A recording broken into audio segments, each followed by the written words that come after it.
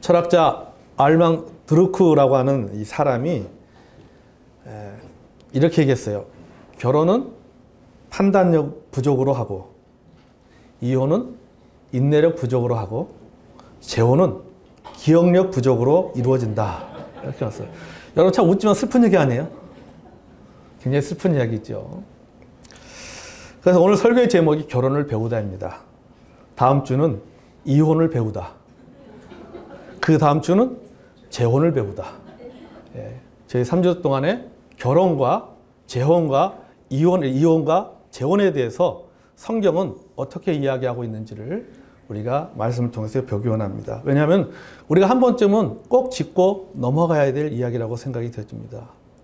성경에서는 결혼에 대해서 어떻게 이야기하는지, 또 성경은 이혼 문제에 대해서 성경은 어떻게 이야기하고 있는지, 그리고 재혼을 하는 문제에 대해서 성경은 뭐라고 말하고 있는지를 우리가 고린도전서를 통해서 말씀을 함께 배우기를 원합니다. 지난달 국책연구원에서 그 조사를 했는데요. 설문조사의 내용이 뭐냐면 미혼 남녀의 결혼관에 대한 실태 조사를 했습니다. 그러니까 미혼 남자와 여자들은 결혼에 대해서 어떤 생각을 갖고 있는가라고 하는 그 설문조사를 했는데, 어떤 조사의 결과가 나왔냐면은 결혼이 필요하다라고 하는 결혼에서 긍정적인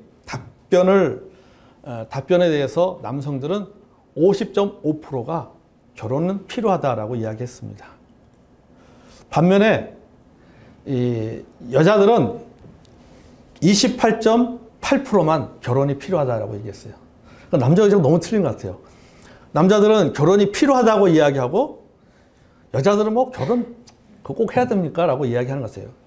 그러니까 옛날에 비해서 지금 이 결혼에 대한 생각들이 상당히 많이 이렇게 바뀌어 있는 것을 보게 됩니다.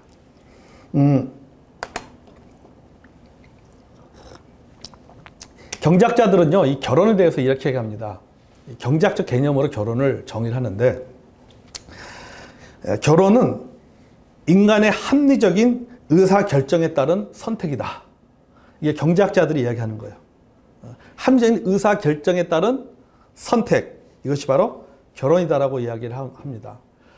노벨 경제학상을 수상한 바 있는 게리 베커 교수가 만든 이론 중에 결혼 이론이라고 하는 것이 있는데요. 그 교수의 결혼 이론에 따르면 결혼을 선택하려는 결정은 결혼을 통해서 얻을 수 있는 만족감이 혼자 살아갈 때 얻는 만족감보다 클 것이다라는 기대하에서 이루어진다라고 하는 것이죠. 그러니까 이렇게 따져보니까 손익관계를 좀 손익계산해 보니까는 내가 혼자 살 때에 얻을 수 있는 만족감보다도 결혼하고 난 이후에 얻을 수 있는 만족감이 더 크다. 더 크다라고 하는 그 결론이 내려질 때에, 거기에서 기대감을 가지게 될 때에 결혼을 하게 된다라고 말하고 있는 것이죠. 그러니까 이 개념도 보면은 상당히 경제학자들이 보면 이렇게 그 경제학의 개념에서 이 결혼을 정의한 것 같습니다. 그런데 문제는 뭐냐면, 이 결혼하기 이전의 기대치와 결혼하고 난 이후에 경험치에 차이가 생긴다라고 하는 것이 문제죠. 뭐 결혼하기 전에는 나름대로 그 결혼에 대한 기대치가 있잖아요. 그런데 실제 결혼하고 나면, 결혼한 이후에 결혼 생활을 하다 보면은 자기가 생각했던 그 기대치보다도 자기가 결혼 생활을 하면서 경험하게 된 그 경험치는 떨어질 수밖에 없다라고 하는 것이죠. 그래서 기대치와 경험치의 그 차이로 인해서 결혼 생활에 대해서 회의를 갖게 되고, 꼭 결혼을 해야 되는가? 라고 이야기하거나, 어떤 경우는 내가 누가 결혼한다고 하면 도시락 싸갖고 들고 다니면서 뜯어 말리겠다. 뭐 그런 말도 나오는 것을 보게 됩니다. 자, 이렇게 기대치와 경험치의 그 차이로 생기는 이런 문제들, 이런 현상들을 작가인 오스카 와일드는 아주 문학적으로 이렇게 표현했어요. 남자는 권태를 느끼기 때문에 결혼하고, 여자는 호기심 때문에 결혼한다. 그리고 양쪽이 모두 실망한다. 이렇게 얘기했어요. 아주 문학적으로 표현한 것 같습니다. 어떤 귀여운 여성이 보니까요, 인터넷에 이런 글을 써놨습니다. 결혼에 대해서 말하기를 이렇게 표현했습니다. 예전에는 이 오빠 없이는 못 살겠더니 지금은 이 XX 때문에 못 살겠다. 이렇게 표현했더라고요. 그러니까 너무 차이가 나는 것이죠. 기대치하고 경험치가 너무 차이가 난다라고 하는 것이죠. 자, 그러면은 오늘 본문에서 성경은 결혼에 대해서 어떻게 말하고 있는가라고 하는 것이죠. 뭐 내용에 약간 19금에 해당되는 내용도 있긴 있는데 뭐 어차피 여러분 모두가 다 알아야 될 내용이기 때문에 함께 나누기를 원합니다. 자, 우리가 이 본문, 이 고린도서 7장을 우리가 정확하게 알기 위해서는 그 당시 역사적 배경, 문화적 배경을 우리가 먼저 알 필요가 있습니다. 당시 고린도 지역은 헬라의 영지주의 사상이 주를 이루고 있었습니다. 여러분, 영지주의라는 것이 뭐예요? 영은 거룩하고 육체는 악하다라고 하는 이원론적 사상이 바로 영지주의입니다. 자, 이런 이원론적인 사상이 교회 안에도 팽배해 있었습니다. 또 예수 믿고 구원받은 성도들 가운데도 이 영지주의 사상에 물들어 있는 성도들이 많이 있었습니다. 당연하죠. 왜냐하면 그런 문화권에서 성장했기 때문에. 우리도 그렇잖아요. 여러분, 우리가 예수 믿고 구원받은 그리스도라 말하지만은 우리의 몸속에는요, 불교적인 것, 유교적인 사상이 많이 흐릅니다. 왜 그러냐? 우리는 그 문화권에서 자랐기 때문에 그건 어쩔 수가 없는 거예요. 그런 것처럼 이 고린도 교회의 성도들도 알게 모르게 이런 영지주의 사상에 물들어 있었다라고 하는 것이죠. 그들이 비록 예수 믿고 구원받은 그리스도인이 되었지만은 그러나 어느 면에 있어서는 그들의 삶의 습관이라든지 생각하는 면에 있어서는 상당히 영지주의에 가까운 생각들을 많이 가지고 있었다라고 하는 것이죠. 자, 이런 사상이 교회 안에 있다 보니까는 두 파로 갈라지게 되었습니다. 하나는 방종주의자들입니다. 우리는 성령으로 우리 영혼이 구원받았기 때문에 우리는 몸으로 무슨 일을 해도 괜찮다라고 하는 방종주의자들이 있었습니다. 그게 바로 우리가 6장에 나오는, 고린도서 6장에 나오는 내용이잖아요. 그죠? 자유를 가지고 난 뭐든지 할 수 있다라고 생각하는 사람들이 있었다라고 하는 것이죠. 또 한편은 금욕주의자들이 있었습니다. 영적인 사람은 악한 육신과 관계를 끊고 영의 그 순결한 상태를 보존해야 된다. 그래서 심지어는 결혼한 사람이라 할지라도 부부간에 성적인 관계를 해서는 안 된다 라고 하는 것을 주장하는 금욕주의자들이 있었다라고 하는 것이죠. 그러니까 교회 안에 두 가지 생각을 가지고 있는 사람이 있었다. 한쪽은 완전히 자유를 방종하는 그런 사상을 갖고 있는 사람들이 있었고, 또 한쪽은 완전히 금욕주의, 심지어는 결혼을 했다 할지라도 금욕을 해야 된다라고 하는 그런 금욕주의 사상을 가지고 있는 사람들이 있었다라고 하는 것이죠. 교회 안에 이런 논쟁들이 있게 되었습니다. 사람들은 이런 논쟁에 대한 해답을 누구에게 요청하느냐? 바울에게 요청했습니다. 자, 오늘 이게 본문 1절에 보면 성도들의 질문에 대한 바울의 의견이 나오고 있습니다. 자, 1절에 보면 그렇게 말하고 있죠. 너희가 쓴 문제에 대하여 말하면 남자가 여자를 가까이 아니함이 좋으나. 남자가 여자를 가까이 아니함이 좋으나. 너희가 쓴 문제, 이 쓴 문제가 뭡니까? 이 문제는 바로 아까 말한 거예요. 방종주의자들과 그 다음에 금욕자들이 주장하고 있는 이 문제에 대해서 바울에게 의견을 구하는 것인데, 바울이 그 문제에 대해 내가 이제 답을 해주겠다라고 하는 것입니다. 그러면서 앞에서 먼저 말하기를 남자가 여자를 가까이 아니함이 좋다. 자, 일단 금욕주의자들의 주장을 받아들입니다. 결혼하지 않는 것도 괜찮다라는 말이에요. 결혼하지 않는 것도 괜찮다. 그렇게 말하면서 결혼에 대한 두 가지를 이야기합니다. 첫째, 결혼은 권장사항이지 하나님의 명령은 아니다라고 하는 겁니다. 자, 7절을 볼까요? 자, 7절에 보면요, 바울이 결론을 이렇게, 나는 모든 사람이 나와 같기를 원하노라. 그러나 각각 하나님께 받은 자기의 은사가 있으니 이런 사람은 이러하고 저런 사람은 저러하니라. 이렇게 말씀하고 있어요. 결혼은 명령이 아니다라고 하는 겁니다. 하나님께서 허용하신 사항이지 그것이 하나님의 반드시 모두가 해야 된다라고 하는 명령은 아니다라고 하는 거죠. 하나님께서 각자에게 부신 삶의 방식이 다르다는 겁니다. 결혼해야 될 사람이 있고 결혼하지 않고 독신으로 살아가야 될 사람이 있다. 그것은 하나님께서 주신 각자의 삶의 방식이지 모두가 반드시 획일적으로 따라야 될 삶의 방식은 아니다라고 이야기하고 있는 겁니다. 모든 사람이 나와 같기를 원한다. 바울이 그렇게 말하잖아요. 여러분 알다시피 바울은 독신입니다. 바울은 독신이에요. 그런데 왜 독신인가에 대해서는 아무도 모릅니다. 여러분 바울이 왜 혼자입니까? 바울이 왜 혼자 산다고 생각하십니까? 성경은 바울이 왜 혼자 사는가에 대해서 전혀 언급이 없습니다. 왜 혼자가 되었는지 전혀 언급이 없어요. 그저 추측할 따름입니다. 그리고 우리가 알고 있는 것은 그냥 우리가 추측한 걸, 배웠던 것을 우리가 그렇게 알고 있는 것 뿐이죠.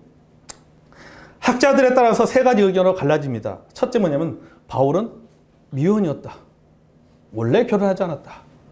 둘째, 바울은 혈압이었다. 상처했다라고 하는 것이죠. 그러고 난 이후에 재혼하지 않고 혼자 쭉 살게 됐다. 셋째, 바울은 이혼남이었다. 이런 이론도 있어요. 신약학자인 브루스 교수는 바울은 원래 열성파 유대주의자였는데 갑자기 그가 그리스도인이 되자 그의 아내가 그와 이혼하여 떠나서 이제 혼자가 되었다. 신앙 때문에 이혼당하고 혼자가 되었다. 그래서 독신이다 라고 하는 이론도 있습니다. 뭐가 맞는지 안 맞는지는 모르겠으니까 각자 학자들의 그 주장을 하고 있는 것입니다. 중요한 것은 뭐냐면 바울은 지금 뭐합니까? 이 고린도서 7장을 쓰고 있는 이 상황에서는 자기는 싱글이다라고 하는 겁니다. 독신이다라고 하는 것이죠. 그렇지만 바울은 뭐라고 해요? 모두가 다 이렇게 사는 것이 좋은 것은 아니다. 이렇게 말하고 있는 거예요. 이 1절에도 뭐라고 했습니까? 남자가 여자를 가까이 하지 아니함이 그 다음 뭐라고요? 좋다 라고 끝난 것이 아니라 그 다음 뭐예요? 좋으나 라는 거예요. 이 말은 뭐니까 좋다 그러나로 나가는 거죠. 그 다음에 이야기가 또 있다라고 하는 겁니다. 그러나 내 생각은 이렇다. 그러나 또 다른 이야기를 하고 있는 것이 1절의 이야기예요. 그러니까 모든 사람이 다 이렇게 나처럼 이렇게 사는 것이 좋은 것은 아니다 라고 말은 뭐냐면은 하나님께서 나를 이렇게 불렀기 때문에 내가 감사함으로 받아들이고 산다는 겁니다. 하나님을 나를 독신으로 불렀기 때문에 하나님 나를 혼자 살도록 했기 때문에 그것에 대해서 내가 불만 갖지 아니하고 그것을 감사함으로 받아들이면서 내가 살겠다라는 것입니다.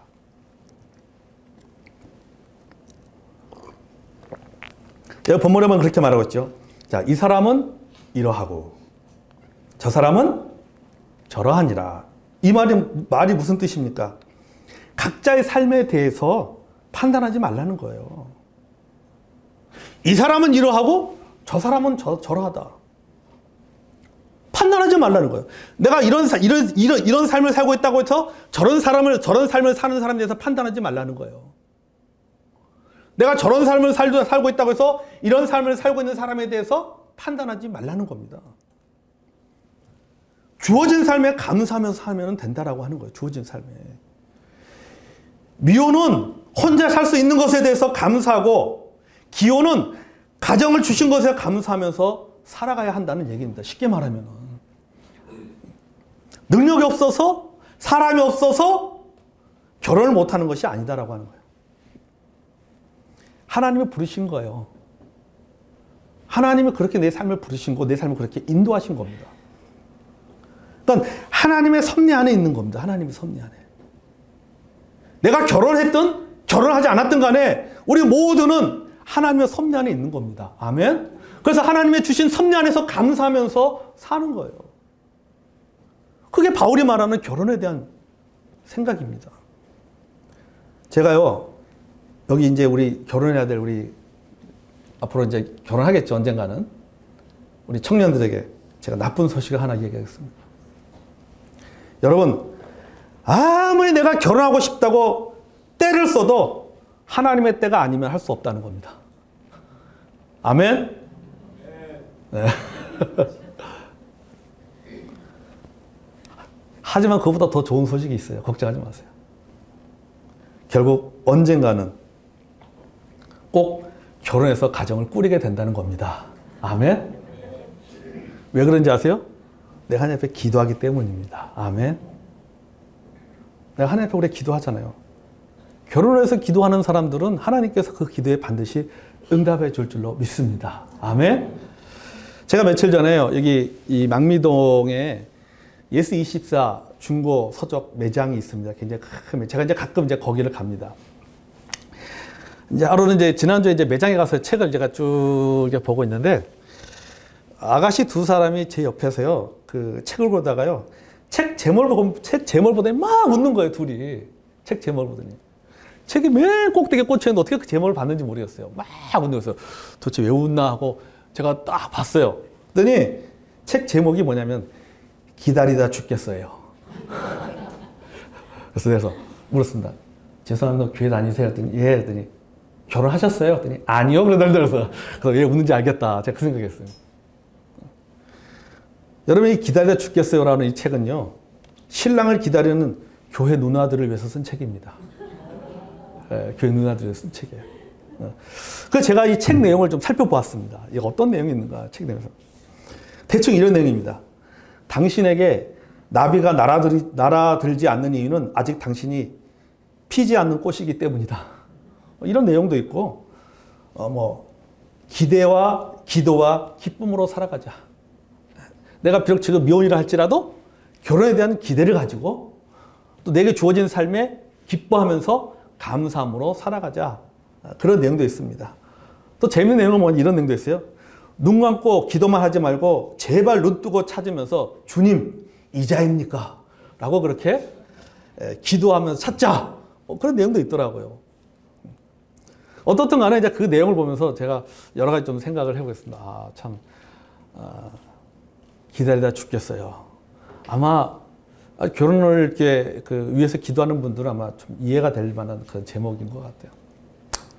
어떻든 간에 여러분, 이 결혼이라고 하는 것은요, 그건 하나님의 허용사항이지 명령은 아니다라고 하는 것이죠. 그러면 어떻게 될 것이냐? 내가 미혼이든 기혼이든 간에 주어진 환경에 감사하면서 사시길 바랍니다. 아멘. 감사하면 되는 거예요. 왜요? 하나님의 섭리 안에 있기 때문에 하나님의 섭리 안에. 결혼하고 싶으면 친구들이 첩장장 결혼 청첩장 받을 때마다 열받지 말고 뭐 하라? 눈 뜨고 기도하라. 눈 뜨고 기도하라. 그게 본문에서 말하고 있는 것입니다. 자, 둘째, 결혼은 관계이다라고 하는 것이죠. 바울이 말하는, 이 본문에서 말하는 결혼에 대한 첫 번째 얘기는 결혼은 허용사항이지 명령은 아니다. 둘째, 결혼은 관계이다라고 말하고 있습니다. 자, 2절을 보겠습니다. 2절 같이 읽을까요? 시작. 음행을 피하기 위하여 남자마다 자기 아내를 두고 여자마다 자기 남편을 두라.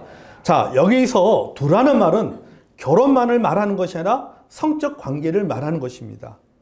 그러니까 남자와 여자가 결혼이라는 제도를 통해서 부부가 되고 그 부부라는 범위 안에서 성적 관계를 가지라는 말입니다. 왜? 죄를 저지르지 않도록 하기 위해서다라고 얘기하고 있는 것이죠. 근데 여기 음행을 피하기 위하여 남자마다 자기 아내를 두고 여자마다 자기 남편을 두라, 이 말을 우리가 좀 더 좀 깊이 생각해야 될 의미가 무엇인가 하면, 단순히 그러면 이 문자적으로만 봤을 때 그럼 단순히 어떤 성적인 욕구를 해결하기 위해서 결혼을 해야 된다는 말로 이해할 수가 있는데 그런 의미는 아니다라고 하는 겁니다. 본문 전체에서 말하고 있는 것은 그런 의미가 아니에요. 바울이 결혼을 이야기하면서 그 예로 성적 관계를 이야기한 것은요, 6장에 어떤 일이 있었냐면요, 성범죄로 인한 문제가 있었기 때문에 그 연장선상에서 7장에서 그걸 이야기하고 있는 겁니다. 그러니까 교회 안에 음행의 문제가 있어서 그 연장선상에서 결혼을 이야기하는 것입니다. 그래서 결혼을 마치 어떤 성적인 욕구를 해결하는 수단이라고만 생각해서는 안 된다라고 하는 것이죠. 왜? 결혼은 성적 연합 그 이상이기 때문입니다. 여러분, 하나님이 정하신 결혼의 근본적인 관계는 뭐냐면요, 바로 돕는 관계예요. 돕는 관계. 그 돕는 관계라고 하는 그 테두리 안에서 다양한 여러 가지 어떤 해야 될 부부가 해야 될 여러 가지 일들을 이야기하고 있는 것입니다. 창세기 2장 18절을 보겠습니다. 창세기 2장 18절에 보면 이런 말씀하고 있죠. 창세기 2장 18절. 자, 읽어보겠습니다. 시작. 여호와 하나님이 이르시되 사람이 혼자 사는 것이 좋지 아니하니 내가 그를 위하여 돕는 배필을 지으리라 하시니라. 아멘. 자, 여호와 하나님이 이르시되 사람이 혼자 사는 것이 좋지 아니하니 보기가 안 좋다라는 얘기죠. 보기가 안 좋다. 그래서 내가 그를 위하여 돕는 배필을 지으리라. 자, 이 2장 18절 말씀을 킹 제임스 영어 성경에서 이렇게 번역했습니다. I'll make him an help meet for him 이렇게 했어요. 그러니까 help, 돕다와 meet, 충족시키다라고 하는 두 개의 단어로 구별되어서 번역을 했습니다. 그러니까 뭐냐면요. 결혼이라고 하는 것은 뭐냐? 결혼은 서로를 충족시키기 위해서 돕는 관계가 되는 것이다. 라고 하는 겁니다. 그것이 성적인 것이든지 아니면 정서적인 것이든지 지적인 것이든지 경제적인 것이든지 간에 서로 온전하게 해주거나 빈 곳을 채워주는 것. 이게 바로 결혼이다라고 하는 거죠. 서로 약하고 부족한 부분은 뭐예요? 충족시켜주는 겁니다. 그게 뭐예요? 그게 바로 돕는 거죠. 그것이 완벽하게 될 수 있도록, 온전해질 수 있도록, 완전해질 수 있도록 그 부분, 빈 곳의 그 부분을 충족시켜주는 겁니다. 이걸 다른 말로 표현하면 돕는다라고 표현한 거죠. 그래서 돕는 관계라고 성경은 말하고 있는 것입니다. 자, 이런 의미에서 볼 때 연합의 관계예요. 결혼이라고 하는 것은. 관계인데 어떤 연합의 관계다. 서로 의논하고 돌봐주고 생각을 나누고 기쁨을 나누고 슬픔도 나누는 돕는 관계가 바로 결혼입니다. 아멘. 그래서 결혼은요, 관계입니다. 어떤 관계인가? 첫째는 돕는 관계예요. 돕는 관계. 그리고 또 하나는 동반자의 관계입니다. 3절에서 5절을 볼까요? 남편은 그 아내에 대한 의무를 다하고 아내도 그 남편에게 그렇게 할지라. 아내는 자기 몸을 주장하지 못하고 오직 그 남편이 하며 남편도 그와 같이 자기 몸을 주장하지 못하고 오직 그 아내가 하나니 서로 분방하지 말라. 다만 기도할 틈을 얻기 위하여 합의상 얼마 동안 하되 다시 합하라. 이는 너희가 절제 못함으로 말미암아 사탄이 너희를 시험하지 못하게 하려 함이라. 자, 여러분 이 본문의 말씀을 여러분 한번 잘 보면요. 당신은요. 남성 우월주의 시대입니다. 여자는 남자에게 종속되는 존재입니다. 고린도 전서가 기록되었을 그 당시의 사회적인 분위기는 뭐냐면요. 여자는 남자의 종속물입니다. 우리 자매님들 기분 나쁘시죠? 종속물이에요. 그러니까 남자와 여자의 관계는요. 수직적인 관계입니다. 그러니까 여자 위에 누가 있는 거예요? 남자가 있는 거예요. 여자입니다. 그렇다면요, 당연히 이 오늘 본문에는요, 남편에 대한 아내의 의무만 나와야 됩니다. 왜요? 종속관계잖아요. 그리고 아내에 대한 남편의 의무는 없어야 됩니다. 그게 그 시대에 맞는 거예요. 왜? 여자는 남자의 종속되는 존재이기 때문에. 그렇기 때문에 남자가 여자에게 해야 될 의무는 없는 겁니다. 누구의 의무만 있는 거예요? 여자의 의무만 있는 거예요. 여자가 남자에게 해야 될, 다시 말해서 아내가 남편에게 해야 될 의무만이 있어야 됩니다. 자, 그런데 성경은 어떻게 말하고 있습니까? 아내에 대한 남편의 의무를 말하고 있어요. 또 반대로 또 남편은 아내에 대한 의무도 말하고 있고 또 아내는 남편에 대한 의무도 말하고 있습니다. 자, 더 나아가서는요. 어떤 내용까지 있냐? 서술의 순서에 있어서, 다시 말해서 기록의 순서에 있어서도 아내에 대한 남편의 의무가 먼저 기록되어져 있다고 하는 겁니다. 그러니까 문장이 누구로부터 시작되는지도 굉장히 중요합니다. 그러니까 여러분 대통령 연설문을 잘 보십시오. 대통령이 연설할 때 또는 우리 쉽게 말하면 공공기관에서 무슨 행사할 때 앞에서 무슨 그 단체장이 인사합니다. 대통령이 항상 먼저 인사할 때 누구부터 인사합니까? 친애하는 국민 여러분. 이러잖아요. 그죠? 네. 국민부터 나옵니다. 국민부터 나와요. 여러분 신문해 보십시오. 국가에서 하는 모든 어떤 그 훈련이라든가 이런 거 할 때요. 이런 표를 씁니다. 민관군이라는 말을 씁니다. 왜 먼저 민을 앞에 세우는지 아세요? 국민이 우선이기 때문이에요. 우리가 그렇잖아요, 여러분. 우리가 가장 우선으로 생각하는 사람을 먼저 첫 번째 문장에 집어넣습니다. 마찬가지예요. 자, 그렇다면 바울이 이 본문을 기록하는 서술의 순서에 있어서 아내에 대한 남편의 의무를 먼저 기록하고 있다고 하는 거죠. 그 당시에 어떤 시대적인 배경에 맞는다라고 하면은 누가 먼저 나와야 돼요? 그 아내에 대한 그 아내의 의무가 먼저 나와야 되는 거죠. 아내의 의무가 먼저 나와야 돼요. 근데 그 남편의 의무를 먼저 기록을 하고 있어요. 남편의 의무가 먼저 나오고 그 다음에 아내의 의무가 나옵니다. 순서가 바뀐 거죠. 여러분, 이것은 당시에요. 부부 관계에 있어서 새로운 패러다임을 보여주는 겁니다. 남자, 여자, 그것이 그 사회적인 그 배경인데 바울은 반대로 누구부터 이야기 시작한 거예요? 여자부터 얘기 시작한 거예요. 남자가 아니라 여자부터. 사회적 관습을 깬 것입니다. 남편과 아내의 주종 관계가 개념이 무너지고 남편과 아내가 동등한 위치임을 말해주는 거예요. 수평적인 관계가 되었다라고 하는 겁니다. 뿐만 아니라 우리가 본문에서 읽으면 알겠지만은 서로가 서로에게 통제권이 있다는 뜻입니다. 그렇잖아요. 서로 주장하지 말라 그러잖아요. 자기 것이라고 주장하지 말라고 하잖아요. 그 통제권이 누구한테 있다고 그래요? 상대에게 있다고 합니다. 아내는 남편에 대한 통제권이 있고 남편은 아내에 대한 통제권이 있다라고 얘기하고 있어요. 그러니까 서로 통제권이 두 개가 된 겁니다. 그 당시에 사회적인 관습 의학 같으면 통제권이 두 개가 되면 안 됩니다. 누가 무조건 통제권을 갖고 있어야 돼요? 남편이 통제권을 갖고 있어야 되는 겁니다. 근데 바울은 그렇게 말하지 않고 있잖아요. 둘 다 통제권을 가지고 있다라고 이야기를 하고 있습니다. 그러니까 이 말은 뭐냐면요. 상호간에 서로에게 책임과 의무가 있다는 뜻입니다.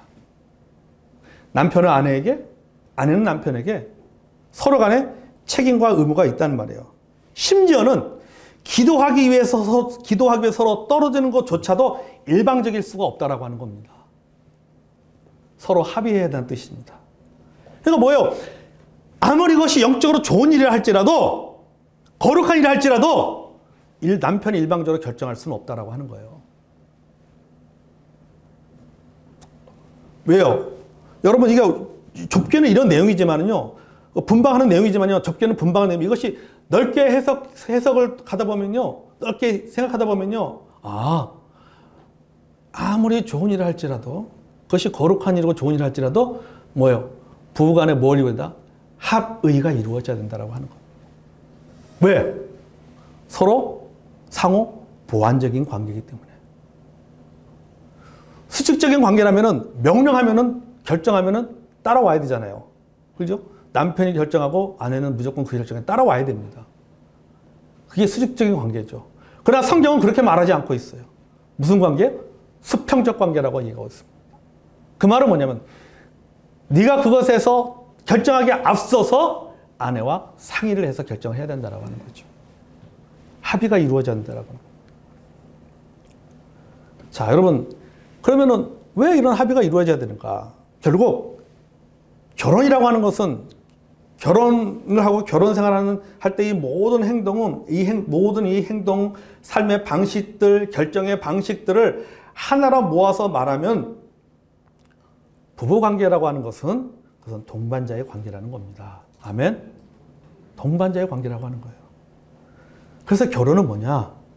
결혼은 동반자 관계를 맺는 것이 그것이 결혼입니다.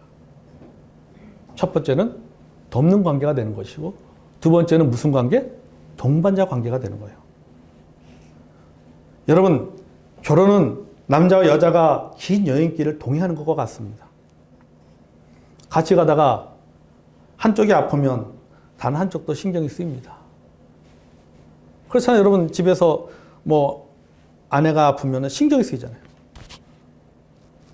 어떤 남편이 아프면 신경이 쓰이잖아요. 왜? 어쩔 수 없어요. 왜? 동반자의 관계이기 때문에. 긴 인생이라고 하는 긴 여행길을 같이 가는 동반자이기 때문에 어쩔 수가 없는 겁니다. 단 한쪽이 기쁘면은 다른 한쪽도 기쁜 거예요. 한쪽이 슬프면 다른 한쪽도 슬픈 겁니다. 서로 영향을 주고받는 것입니다. 서로가 힘이 되어주는 것입니다. 이게 뭐예요? 이게 바로 결혼입니다. 이런 말씀을 정리합니다. 포크와 젓가락이 있어요. 포크와 젓가락이 있습니다. 포크를 우리는 한 개라고 말합니다. 젓가락은 뭐라고 표현합니까? 한 짝이라고 얘기합니다. 포크는 한 개만 있어도 됩니다. 찍어 먹을 수도 있고 떠먹을 수도 있고 포크 가지고 불편하겠지만, 하지만 젓가락은요 한 짝이 있어야 사용할 수 있어요. 하나 가지고 사용할 수 없어요. 싱글은 포크입니다. 젓가락은 뭘까요? 부부예요. 포크는 포크 역할에 충실하고 젓가락은 한 짝을 이루어서 그 역할에 충실하면 되는 겁니다. 그게 바로 뭐예요? 그게 바로 결혼이라고 하는 것입니다. 우리의 삶도 마찬가지예요.